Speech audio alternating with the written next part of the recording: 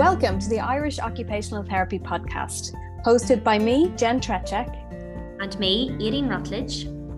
This podcast is dedicated to exploring the world of occupational therapy, sharing the latest research and techniques, and providing insights into the many ways that occupational therapy can help people of all ages live more fulfilling and meaningful lives. Whether you are a practicing occupational therapist, a student of occupational therapy, or simply curious about this fascinating field, this podcast is for you.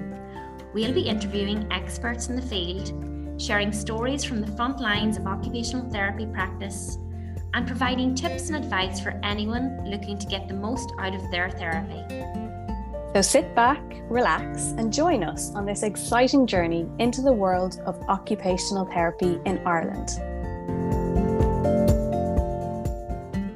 So today on the Irish Occupational Therapy podcast, we're delighted to have Emma Connolly. Emma is an occupational therapist and a hairdresser, and has set up an amazing sensory hair salon, Flourish and Be. So we're just going to talk to Emma about the whole process and, you know, what a sensory hair salon is, and understand a little bit more about her role as an OT within that.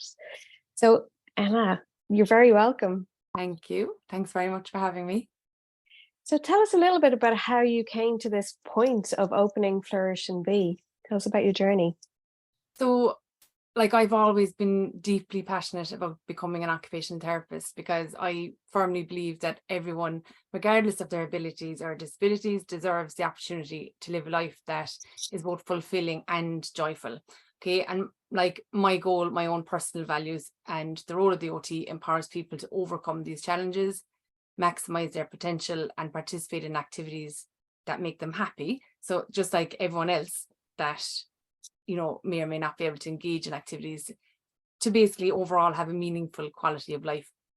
So my journey began with helping individuals engage and participate with sensory processing challenges. Okay, so throughout my career, I specialized in autism diagnostics and intervention. And I would have had the opportunity to work with children and adults who struggled with sensory sensitivities. And I suppose just through that whole process, I would have noticed a common theme, which basically was that many of the clients that I was working with experienced anxiety and discomfort during routine activities, and in particular getting a haircut. And I've been told hundreds of stories about the stress that this activity brings to households. And you could really hear the heartache in parents' voices telling me their experiences. So I suppose, like me working as an OT, working in the area of autism, both in diagnostic and intervention, I suppose I recognise the need for a more inclusive and sensory friendly hair salon. So I did a lot of research. I looked around. There's a few places that do cater for children with autism. But I suppose it just wasn't quite enough, and for families it wasn't enough. It wasn't meeting the individual needs. It was kind of superficial, I suppose. And then that inspired me really to kind of say, like, you know what, I think we can do more. You know, we can definitely do more. So I kind of decided to open one myself. So the idea kind of came from my desire to create a safe space where individuals of all ages could receive their hair care services without being overwhelmed by the sensory stimuli, you know. So I suppose you're kind of merging the two together. Emma, do you oversee the hairdressers, or do you work in there yourself, or how does it work on a day-to-day basis? So the day-to-day kind of running of it is, right, so I suppose because my background is OT, I had the privilege of using my expertise and my knowledge to design and establish the salon. Okay, so my understanding and knowledge in the sensory processing challenges, accommodating, you know, diverse needs, adapting environments, that allowed me to set up the platform as such of Flourish and Be. Then the hairdressers that are working for me, I work really closely with them. So we would have done a lot of training and a lot of CPD around all the different types of people that exist in the world that can come through your door at any time. And I suppose the hairdressers, they work with the clients, and it's open for everybody. So it's an inclusive salon. So people with all needs and no needs are coming through our doors. And my role is to kind of help and guide based on the individual profile of that person. And then the hairdresser, like Claire, she's our main lead hairdresser, and she works in with her skills around the actual hair cutting itself. Just to roll it back a little bit. So if somebody's coming in, I suppose a lot of neurotypical people might not understand, why is getting a haircut so difficult for some people? Why is it a challenge? So I suppose if you look at our sensory systems and everything that's involved in that, and we interpret our environment through our senses, okay? And some people have absolutely no difficulty with that, and other people like really have either hypo or hypo. So like a lot of responses are under responsive to that sensory element of it, okay? So say for example, somebody with autism, they might have a sensitivity towards the noise, the sound, the smells, the busyness, close proximity to the hairdresser, right? So there's a lot of elements to the hair cutting experience as a whole that actually can be quite overwhelming for children and adults. And I suppose we would have seen like people who dread haircuts coming in, and now they're not dreading it anymore because we grade and adapt that activity. So that's our specialty as OTs, is to do that activity analysis piece, and then we break that down in terms of the individual profile for the client coming in. But I suppose for people who don't understand that, basically it's like the most prominent is the noise. Like hairdressers, if we think of the hairdressing environment, it's very loud, it's very busy. There isn't much space to move around. You're in between like somebody getting their hair color here, somebody get it blow dry there, you know. It's very busy and can be very overwhelming for people. And I suppose that's what we're working on, is to create an environment that's very calm and very supportive. Because there's a really particular smell as well when you go into a salon, isn't it? Kind of wet hair, and then all the products, and it just feels warm. It is a really unique environment that we go into. Absolutely. There's lots of bright lights as well, you know. And I suppose practically, like if you go into the shopping centres, you go into the fancy hairdressers, it's all like wow, bright, vibrant, busy, and like that's like really difficult for people to navigate then if you've got sensory sensitivities underlying, you know. Emma, for parents when they're preparing to bring their child along to your hair salon, I know some of the autistic children and young people that I work with, the language that we use is very important. And often we just by default talk about getting our hair cut. Are there any tips that you could offer for any parents listening, or any suggestions that you already give to the parents that attend your salon with their children? How do they prepare their child to make it the most success really for their hairdressing appointment? So what we do is we offer support for families before the appointment, before they ever come in, okay? We offer that support during it and as well after. So obviously every case would be different depending on whether they actually get a haircut or not. It might be more about the long-term journey, getting used to the environment, coming in. But I suppose just to kind of prepare your child for getting a haircut, regular visits to the salon without a hair appointment, so just popping in, having a look, coming away, getting to know the faces of the staff, maybe looking at photos online. We send videos, families on WhatsApp, so that they have a really good visual. We introduce the staff, we show them all the different tools and strategies that we use in the salon. We also send out visual social stories about the whole process from start to finish in terms of the hair cutting process itself for that activity. So we send them all that beforehand. We also really recommend, and I'd really advise people that if you have a child or if you yourself have a preference for a sensory need, okay, so if you have a preference, if you have something you don't like, make sure to let the staff know before you come in, okay, so they're prepared then for you coming in. And also like they can turn off the radio, they can turn down the lights, they can. So for a child, for example, if they absolutely love Peppa Pig, then we'd have Peppa Pig ready to rock and roll on the tablet, ready for them to come in, or we might have toys, or we might have books, or we can include that like motivational factor to come in as part of the social story that we send out to them. So I suppose the more information that you can give the hair salon before you come in, the better. Terminology, sorry, just about the language as well. Haircut, so the word cut itself can be very overwhelming for kids, and it's kind of scary. Like if you don't understand what's happening, and if it's something new that you're going to engage in, you know, language is very, very important. So what we tend to do is we don't use the word cut. Really, we try to come away and we'll say, well, let's make your hair a bit healthier today by making it shorter, you know, or we might take away the little pieces at the end that might make your hair less strong, you know, so let's make it really strong and healthy, and let's make it a little bit shorter to do that, you know what I mean? So it's really like explaining what you're doing bit by bit, but without the kind of fear factor. And then as well, the scissors and clippers, like scissors, I'm going to cut you with scissors, you know, cut your hair using this scissors, that's very scary for kids especially. So I suppose preparation for that again can happen in the home. So like getting the scissors, you know, cutting paper, engaging in fun activities with the scissors, that you're not afraid of the scissors as such. And again, I suppose what we do is we encourage people to come into us regularly so that they can actually see what we use without ever like needing to sit down in a seat or anything like that, you know, that they're well prepared and they really have that understanding what's going to happen. And there are lovely strategies that are going to be really helpful to other hairstylists, hairdressers and parents. And then in the session, when they're in your salon, what about structure within that so that the child or young person knows when the process is going to finish?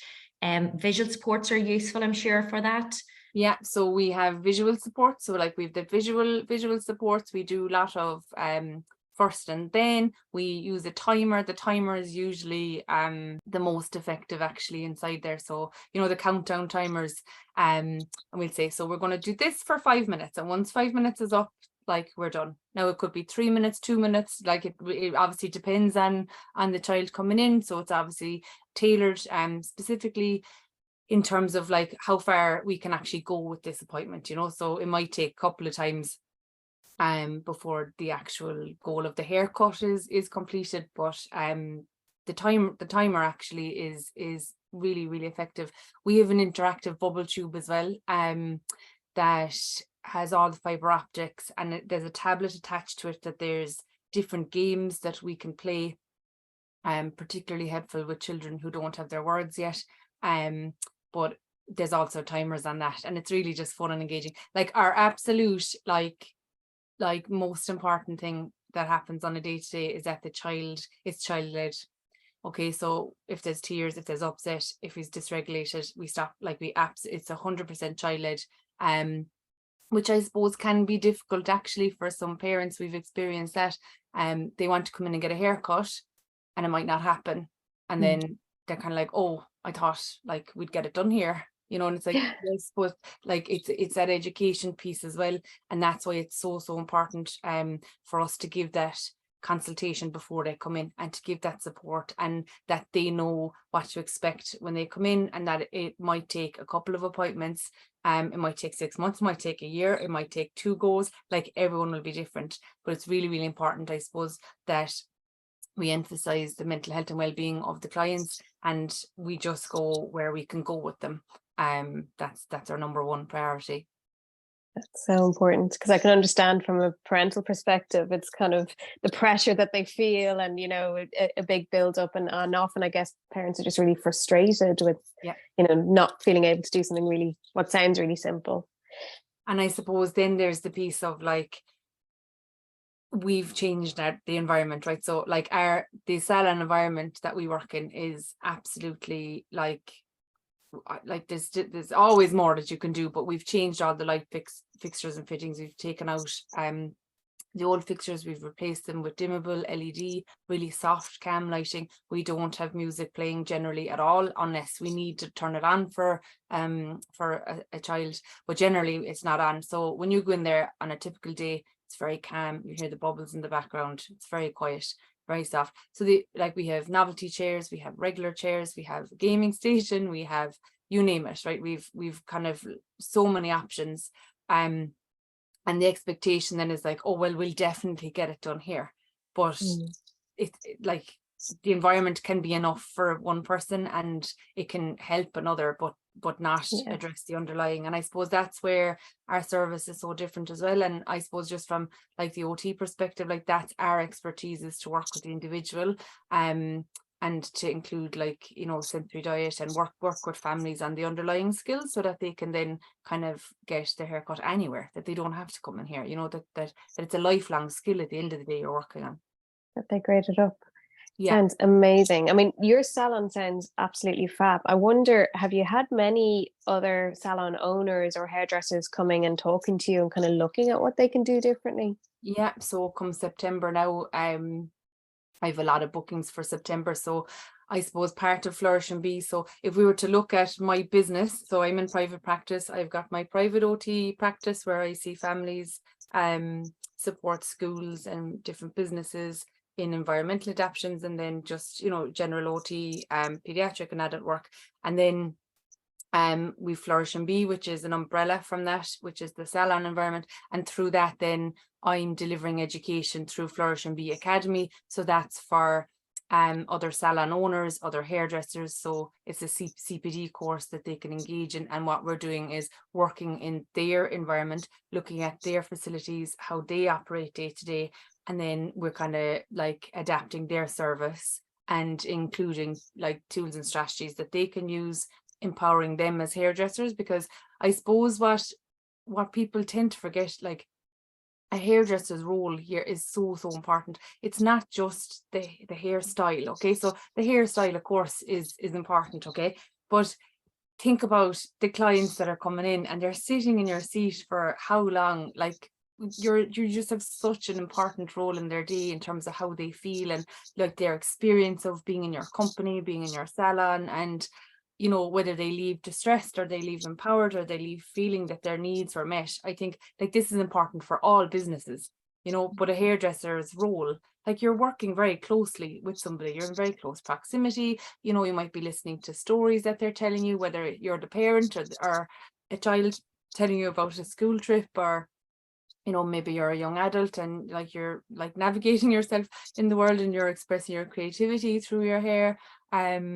You know, I think the role of the hairdresser is just so vital for them to be empowered and to know really like how to adapt their service to make it more inclusive for everybody that comes in the door. Because at the end of the day, you know, whether you have autism or ADHD or you've no differences at all, you're neurotypical, neurodiverse, like every person that comes in your door is different, and everybody is going to experience that appointment differently, and that environment is going to affect every person differently. So I think, you know, like my goal is to absolutely empower hairdressers and salon owners, you know, to just upskill in that area, and it's better for their business and it's better for the customer experience as well. So I was in the RDS last year. I would have been on the main stage, just highlighting our service, and we have a load of bookings through that. And come September then we'll be rolling out the academy then to other salon owners and hairdressing colleges as well. I love what you're saying there, Emma, because, you know, when you talk about the bubble tube and the special chairs and, you know, the iPads and all of that, that can sound very expensive. And, you know, I'm sure it's very costly, and yours is kind of the Rolls Royce. But it sounds like there's so much that a bog standard ordinary business owner can do, just in terms of understanding and the compassion that they have, that they show, and the respect that they show in terms of adapting slight tweaks. So it doesn't have to be a really expensive cost in order to meet the needs of somebody. 100%. And I suppose like ours is the Rolls Royce, and I suppose that's just because I use it for therapy as well, you know, so it's kind of ticking both boxes for me. And I suppose if I wanted to kind of make an impact and really just show what can be done with little tweaks in an environment. So I suppose like a lot of businesses are engaging in training to support their business and being autism friendly, okay, but I suppose like it can be quite superficial, and I think as a nation we need to bring it to another level, and you know, expand the hours that we're reducing the noise for, the lighting for, you know, empowering all staff to be able to work with all people. And obviously you're going to have different professions with different expertise, and that's another story. But I suppose like just for your general day-to-day running of a business, you should be able to incorporate the most simple strategies into your day can actually just change someone else's day for the better. That consultation beforehand, okay, so if we're to just bring it back to the hairdressing environment, okay, you spend so much time consulting about the color and the, you know, your hair type and the condition of it, and you know what kind of a cut you want, and the, you know, the outcome that you're looking for. It's all about the hair, okay, it's about the hair and the scalp. Doesn't come any lower than that in terms of our needs, what we want, what we don't like about being here, what I feel awkward. I'm in the seat right now and I don't know what you're talking to me about. You know, you're using language in the hairdressing world, like say for example, I'm going to use a cool tone, I'm going to just tone it, we won't do this, we'll do that. And it's like that, unless you're in that industry, like what do you mean a cool? I don't want my hair to be cold. Like, you know, we would have experienced people completely misunderstanding, you know, the hair process for that appointment based on language alone, you know. And I suppose it's just to be more mindful that, you know, if you are going to use terminologies in your workplace, you need to break them down, you need to show exactly what you mean, you need to have that consultation piece, so you do that really well with your hair. So it's about pushing that out further. So again, the appointments, you know, sending out questionnaire afterwards, how did you feel? Is there anything we can, I think a lot of businesses do that, you know, for feedback. But I suppose if you were to go to the start of the appointment and actually link in with them before they ever come in, you know, when they're making an online booking, for example, you can have a section on your booking system that says, is there anything that you need from us today? Do you need quieter space? Do you prefer to talk? Do you prefer to keep quiet?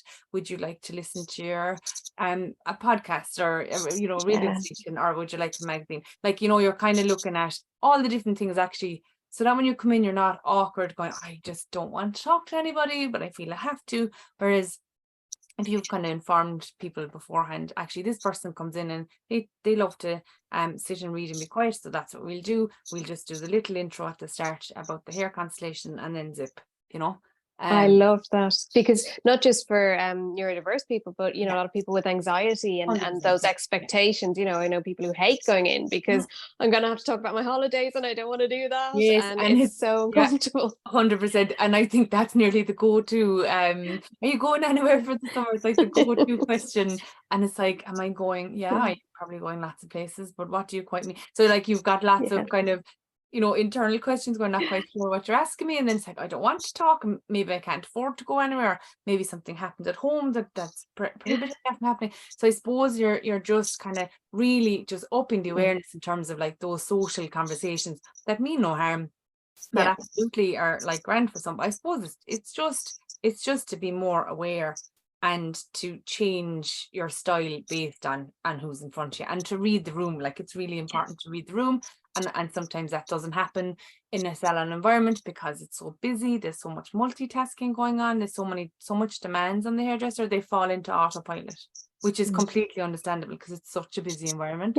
I suppose that's my role with the academy, is to kind of empower them to embrace that, you know, the creativity, and to bring their skills to the next level, you know. Emma, could you share with us a success story? So an experience that you have within Flourish and Be about perhaps you've changed a family's life. You really feel that you made a difference and that Flourish and Be changed their hairdressing experience. Yeah, there's a lot of them, to be honest with you. But I suppose there's one in particular, I won't say names, but like we've been deeply moved by the feedback of this family and the reactions, okay, because they actually would have traveled about an hour and 20 minutes to another hair salon to get a hair appointment before we opened, because the environment was a little bit more child friendly, and it was a wasted journey because it was so far away.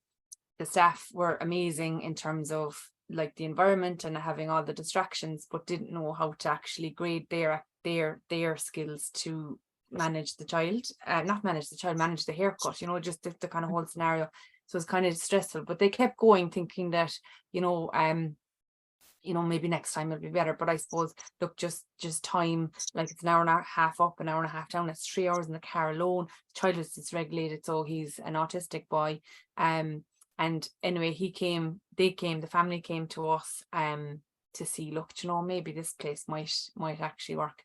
And I suppose just with the setup of the environment and just the different stations within the salon, and different supports and tools around the place, he was instantly calmed when he came in. So he had a very busy journey again coming to us. It was a shorter journey than the previous one, but it was still a car journey, and he was like needing a lot of movement when he came in. We have a little mini trampoline inside for those clients that need that output or input from the trampoline. So he would have went on the trampoline, he would have seen a few games that he was able to play on the PlayStation, and then the bubble tube. So that interactive bubble tube, and I get like that's not going to work for everybody, but just from our experience, how it really helped to calm and regulate him. And the difference that made was that on his very first appointment with us, he was calm, he was regulated, and he actually allowed Claire, the hairdresser, to come over and sit next to him, which is something that wouldn't be ever, would never, it would take a lot of time to build up to that close proximity to people. So she came and she sat next to him, and all they did for the first day actually was sat there, and they just kind of acknowledged each other's company, and Claire would have, just showed him different elements on the tablet. And they played a little kind of a visual game with you kind of follow your finger along the path. And so then that was that appointment. Then they came back a couple of weeks later, and he was looking forward to coming in. This is feedback from the parents. He was actually excited about coming in to Flourish and Be, and we're like, no way, it's only his second appointment. Then he came in anyway and sat into the seat, and he ended up getting a full-blown haircut, and we were like, wow.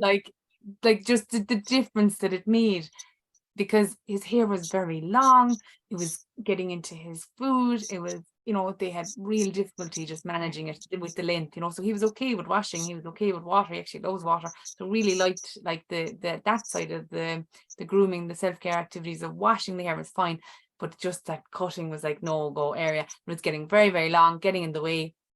And yeah, his second appointment, he got his proper haircut, and we always encourage, like I said before, it's child-led, so everything that we do, we only do with the consent of the child, really. So down to the gowns, so we've all our gowns on a little card that they pick out themselves which one they'd like, so they're all novelty with different science or animals or food or whatever on it, and they pick their own gown, they pick their own seat, they let us know when they're ready to start, we show them everything, they can hold everything themselves, we really make it child-led.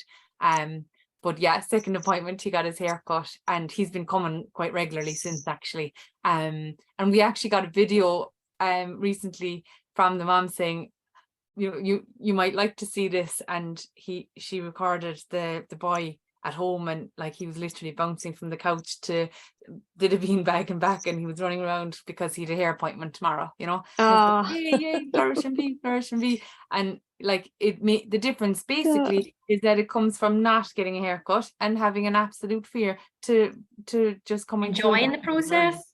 Yeah. And offering, I love exactly. all those examples of offering choice and letting the child feel in control.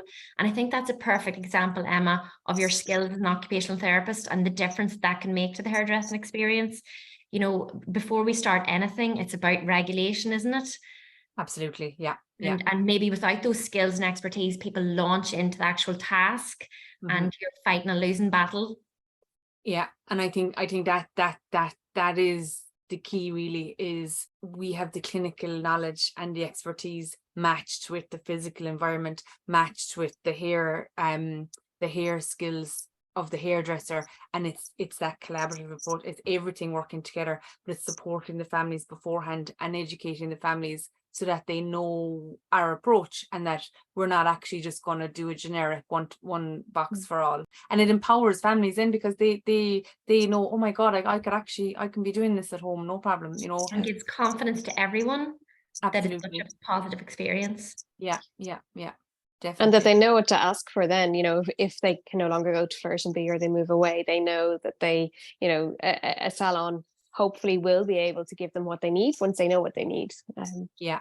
And sometimes, you know, families themselves, so whether you're the parent of the child or the adult, you might not actually know yourself what it is that you need, you know. And then that's where OTs around the country, like, you don't have to be having a salon, like OTs, like, for people to access occupational therapy and to go through that sensory profile piece and to really explore how you operate and what works for you, what doesn't work for you, and how you perform at your best. Like that's our expertise. And like, I think people undervalue the profession in the sense that they might come to us for, you know, environmental adaptations for the wheelchair, ramps and rails, or fine motor skills for children, and helping with the handwriting, which is all absolutely so important. But I think just generally for people to really understand that we can help you to explore how everything around you impacts your performance, you know, and that performance carries out into every industry,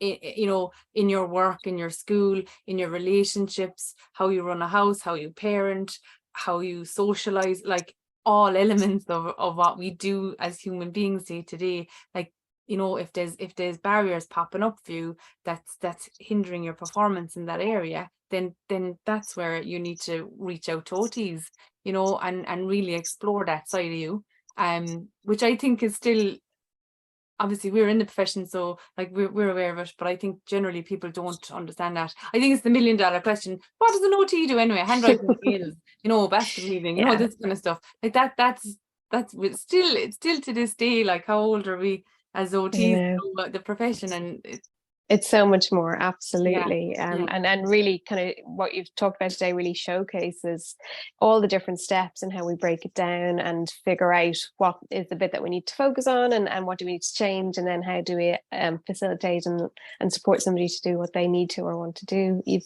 explained it amazingly.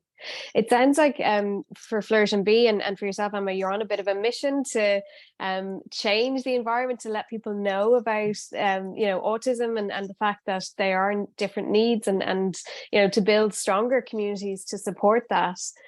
What can people do, or you know, how do people join you on that mission? I suppose, look, I've worked with hundreds of families that constantly come to the table with me, to me, kind of highlighting just the stress of the day-to-day stuff, the day-to-day activity of going shopping, the day-to-day activity of getting your hair washed, getting your hair cut, you know, buying a new outfit, trying on shoes. Like, this is life. Okay, so we can work on all these things at home and in therapy and in school, but then, you know, we need to carry it on. And it's not parents or our clients themselves responsibility to adapt and grade and work on things constantly. Like, we're providing services, we're providing businesses, we're working as part of groups, we're working with people of all walks of life all day, every day. Okay, not just in school, not just at home, not just in the shopping center. Okay, so it's everything that you do.